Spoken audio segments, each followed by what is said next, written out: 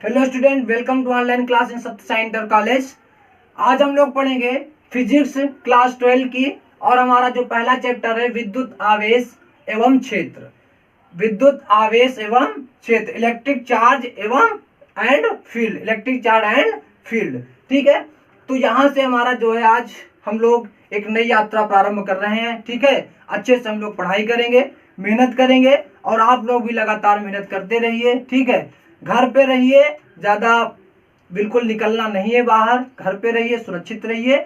और हाँ, चलिए हम लोग अपनी पढ़ाई स्टार्ट करते हैं।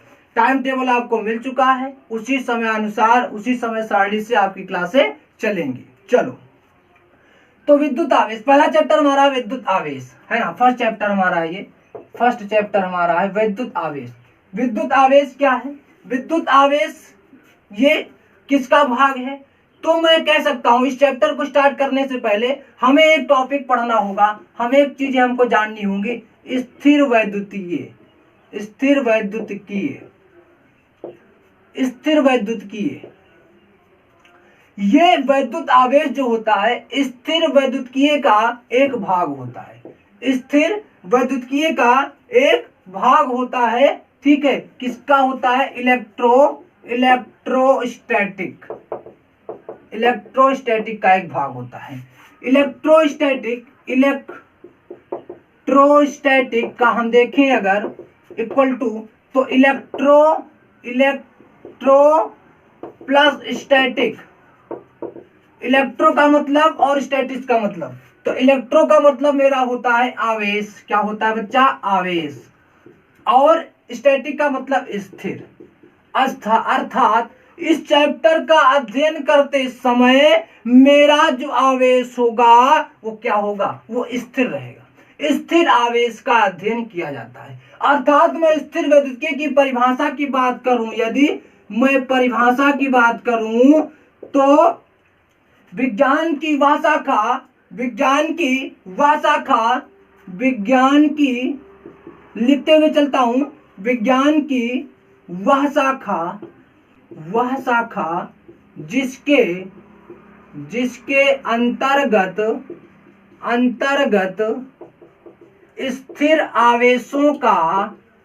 स्थिर आवेशों का अध्ययन किया जाता है। ठीक है, उसे क्या कहते हैं? उसे स्थिर वैद्युतिकीय कहते हैं। चलिए, इलेक्ट्रोस्टैटिक, तो विज्ञान की वह शाखा जिसके अंतर्गत स्थिर आवेशों का अध्ययन किया जाता है उसे क्या कहते हैं? स्थिर वैद्युतीय, है ना। और इसी स्थिर वैद्युतीय का एक शाखा हमारा क्या है? विद्युत आवेश। अब हम यहां से विद्युत आवेश स्टार्ट करते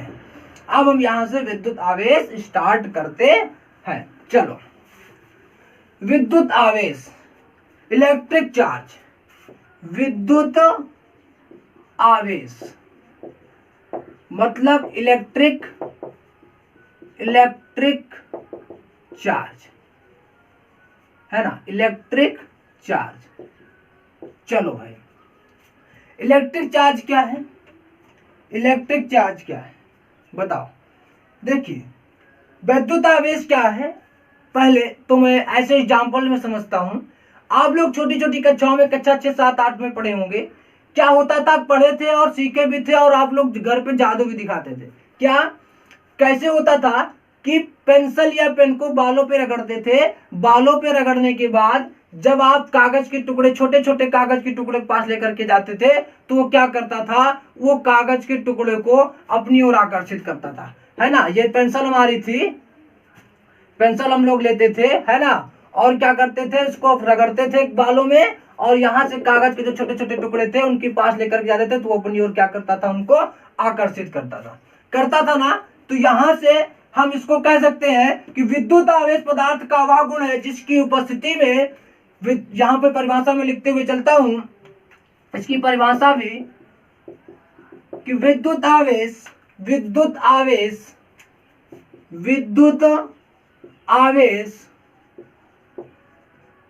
किसी पदार्थ का ऐसा गुण है जिसकी उपस्थिति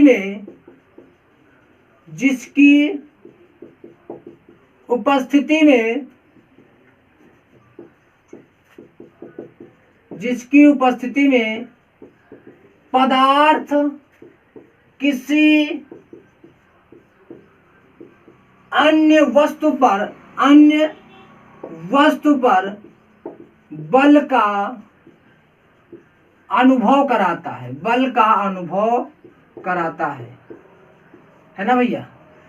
विद्युत आवेश किसी पदार्थ का ऐसा गुण है कि जिसकी उपस्थिति में पदार्थ किसी अन्य वस्तु पर बल का अनुभव कराता है। फॉर एग्जाम्पल, मैंने देखा कि पेंसिल अथवा पेन को बालों से रगड़ने पर वो आवेशित हो जाती है और क्या करती है, वो कागज के छोटे छोटे टुकड़ों को अपनी ओर आकर्षित करती है। जबकि हम यदि बिना आवेश वाली छड़ को, बिना आवेश वाली पेन को अगर कागज के पास लेकर के जाते हैं तो वो कागज को अपनी ओर आकर्षित नहीं करती है। आप लोग पढ़ चुके हैं और ये एग्जाम्पल के तौर पर हम लोग देख सकते हैं। अब मैं प्रकार की बात करूं विद्युत आवेश का, तो विद्युत आवेश के जो प्रकार होते हैं वो दो होते हैं, आप जानते हैं। एक होता है मेरा धनावेश और एक मेरा होता है कौन सा बच्चा, ऋणावेश। ये होता है पॉजिटिव चार्ज, ये होता है मेरा नेगेटिव चार्ज। तो यहां से विद्युत आवेश के जो भाग हो गए वो हो गया धनावेश और ऋणावेश। इनके बारे में भी डिटेल्स हम लोग जानेंगे, लेकिन अभी मैं बात कर रहा हूं विद्युत आवेश का, तो मैं विद्युत आवेश पर ही रहूंगा। यहां से मैंने इनके प्रकार देख लिए हैं कि प्रकार दो होते हैं, परंतु जब हम आगे से पढ़ाई इसमें जब आगे बढ़ेंगे, ये मेरा टॉपिक धनावेश ऋणावेश का आएगा, तब इसके बारे में हम विस्तार से चर्चा करेंगे। चलो, अभी हम लोग किस पे चर्चा कर रहे हैं, अभी हम लोग कर रहे हैं विद्युत आवेश पर। तो विद्युत आवेश पर हम आगे बढ़े तो विद्युत आवेश की मात्रक की बात करें तो विद्युत आवेश का एसआई इकाई क्या होता है, कोई बताए भाई? कूलाम होता है। क्या होता है? कूलाम। क्या होता है? कूलाम। विद्युत आवेश का जो एसआई मात्रक है वो क्या है? कूलाम है। आपको माइक्रो कूलाम भी देखने को मिलेगा, आपको मिनी कूलाम भी देखने को मिलेगा, लेकिन वो चीजें जब आएंगी, परंतु इसका जो मुख्य एसआई मात्रक होता है जो लिखा जाता है वो मेरा लिखा जाता है कूलाम। ठीक, उसके बाद उसमें इसको माइक्रो कूलाम में भी मिनी कूलाम है, वो बाद में बात आएगी। चलो फिर आगे यदि हम बढ़े तो बात आती है कि विद्युत आवेश सदिश अथवा अदिश। आप जानते हैं सदिश राशि किसे कहते हैं? जो क्या होता है वेक्टर नियमों का पालन करते हैं, अर्थात जिसमें दिशा और परिमाण दोनों होता है ना। और अदिश राशि, यहां पर मैं कह सकता हूं विद्युत आवेश क्या है, ये मेरा अदिश राशि है। क्या है? अदिश। विद्युत आवेश अदिश राशि है। क्या है? अदिश राशि है। आगे बढ़ता हूं।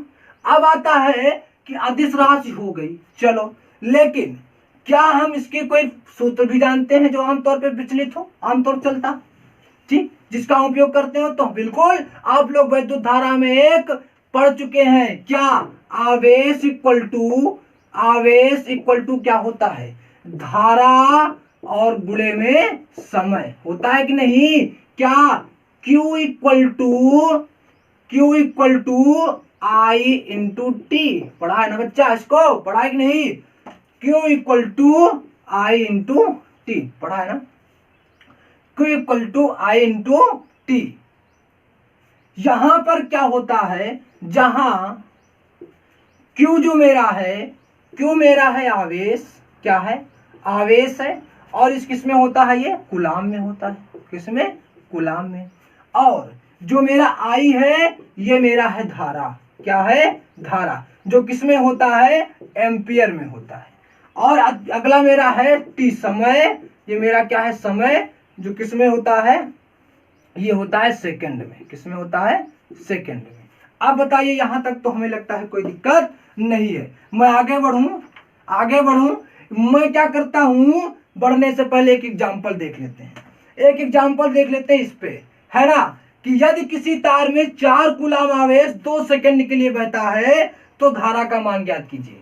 यदि किसी तार में 4 कूलाम आवेश 2 सेकंड के लिए बहता है तो वैद्युत धारा का मान ज्ञात कीजिए। चलो एग्जाम्पल देख लेता हूं। एग्जाम्पल नंबर 1 है मेरा, क्या है कि यदि किसी तार में 4 कूलाम का आवेश, कूलाम का आवेश मतलब क्यू, 4 कूलाम दे रखा है ना, और समय मेरा दे रखा है 2 सेकंड, समय क्या दे रखा है 2 सेकंड, कह रहा है धारा आई का मान बताओ क्या होगा। आपने पढ़ा है, आप लोग जानते हैं Q equal to I into T, है ना, और अब यहां से आई निकालना है तो आई इक्वल टू क्या हो जाएगा, यहां से Q अपान में टी, Q अपान टी, तो Q मेरा क्या है कूलाम, कूलाम बटे समय, आवेश बटे समय, तो यहां से 4C, ठीक है, 4 कूलाम, और समय मेरा 2 सेकेंड, 2 से काटा 2 पे तो 2 एम्पियर, तो आई इक्वल टू मेरा क्या आ गया यहां से 2 एम्पियर। ये मेरा क्या हो गया, एक एग्जाम्पल इस पे हमने देख लिया। ठीक है, अब बताओ यहां से कोई दिक्कत। चलिए आगे बढ़ते हैं। अब आता है वैद्युत, जो विद्युत आवेश है मेरा उसका विमीय सूत्र क्या होगा। विद्युत आवेश का विमीय सूत्र, विद्युत आवेश का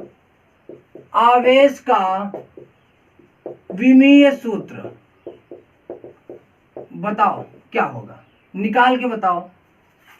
आप लोग विमा पढ़े होंगे ना, बताओ क्या होता है विद्युत आवेश का विमीय सूत्र क्या होता है भाई। देखो, जब विद्युत आवेश का विमीय सूत्र हमको निकालना है, हम जानते हैं कि Q equal to I into T होता है, धारा गुणे समय, जानते हो। और आप लोगों ने मूल राशियां पढ़ी होंगी, है ना, मूल राशियां, मूल मात्रक है, व्युत्पन्न राशियां और व्युत्पन्न मात्रक पढ़ा होगा, पढ़ा है ना। तो विमा निकालने के लिए क्या करते हैं, जो मूल राशियां होती हैं उन्हीं को हम रखते हैं, ठीक है। तो Q इक्वल टू मेरा क्या हो जाएगा, क्या हो जाएगा बताइए जल्दी से। I और T है, बताओ जो इनके मात्रक होते हैं ना, यहां पर जो धारा I है, धारा I और समय T, ये मूल राशियां हैं, क्या है, मूल राशियां हैं, है ना। तो इनका I को किसमें नापते हैं, एम्पियर में A, T को किससे लिखते हैं, T से। तो यहां से एक A है और T, तो ये मेरा क्या हो गया, इसकी क्या हो गई, ये हो गया मेरा विमा। Q का जो आवेश का जो विमा निकला मेरा, वो क्या निकल आया, यहां से Q इक्वल टू A1T1, ठीक, ये मेरी हो गई विमा। अब आगे बढ़ते हैं। अब आती है आवेश होने की, जो आवेश करने की विधियां होती हैं। किसी वस्तु पर को धन आवेशित करना है, किसी वस्तु को ऋणावेशित करना है, आवेशित करना है, तो किस प्रकार की विधियां हैं। तो यहां से हमें 3 विधियां देखने को मिलती हैं। कौन कौन सी 3 विधियां देखने को मिलती हैं। आवेशन की विधियां, अगली हेडिंग मेरी होगी आवेशन की विधियां, आवेशन की विधियां। यहां से हमें 3 जो टॉपिक मिलेंगे, 3 विधियां हम पढ़ेंगे। हमारा है घर्षण द्वारा आवेशन, पहला है घर्षण द्वारा आवेशन। अच्छा, घर्षण द्वारा आवेशन जानते होंगे आप लोग, पढ़े हैं कि नहीं बताइए, है। दूसरा होता है चालन द्वारा आवेशन, चालन द्वारा आवेशन, है ना। और जो मेरा तीसरा जो देखने को मिलता है, वो आप लोग, ये सब तीसरा वाला बहुत इंपॉर्टेंट है, सबसे ज्यादा यही पूछा जाता है, प्रेरण द्वारा आवेशन, ठीक है। आज पहला दिन था, तो आज की क्लास हम यहीं पे समाप्त करते हैं। कल से हम लोग क्लास जो टाइम होगा वो बढ़ाएंगे, ठीक है। आज यहीं तक रखते हैं। अब आगे हम लोग क्या करें, घर्षण का आवेशन, चालन का आवेशन, प्रेरण द्वारा आवेशन, ये चीजें हम लोग विस्तार से पढ़ेंगे, ठीक है। उसके बाद मान लो किसी गोले को हमें आवेशित करना है, मान लो धनावेशित करना है, ऋणावेशित करना है, किस तरीके से क्या होगा, इनके बारे में हम लोग कल से विस्तार से चर्चा करेंगे, ठीक है। तो आज की क्लास हम यहीं पे समाप्त करते हैं। अच्छे से आप लोग पढ़ते रहिए और नोट्स बनाते रहिए और जानकारी हमें ग्रुप पर दे दीजिएगा। जैसे मान लीजिए आप लोग नोट्स पर कंप्लीट किए, मैं पूरी कोशिश करूंगा कि तुमको मैं इसकी PDF दूं, ठीक है, मैं पूरी कोशिश करूंगा। फिलहाल अभी 1-2 दिन 3 दिन जो है नहीं दे पाऊंगा, क्योंकि कई सारी क्लासें लेनी पड़ रही हैं। और सबसे ज्यादा तो ये दिक्कत है कि आप लोगों की ऑनलाइन क्लास की पल पल की सूचना हमको जिला विद्यालय निरीक्षक और डीएम के पास भेजनी होती है, जिससे हम बहुत कम समय दे पा रहे हैं।